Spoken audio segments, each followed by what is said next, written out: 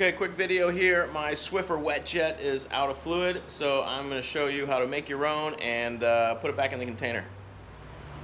First, get yourself a cup of water and then bring it to a boil in the microwave. It should take about 60 seconds. Okay, this cap is not designed to come off. It's kind of like child-proof, but we're going to soften it in that hot water and pull it off.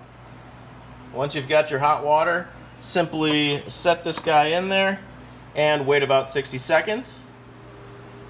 Okay, next, get yourself a multi-surface cleaner. I chose a generic product from Great Value because it's pretty cheap.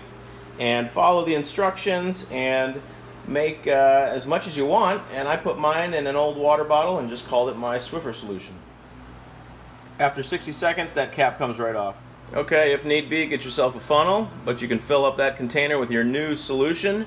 Put the cap back on, and this thing is ready to go. All right, pop it back in there, and that's all you got to do. So you just saved yourself a bunch of money. Take your wife out for a nice dinner. Have a good weekend, everybody.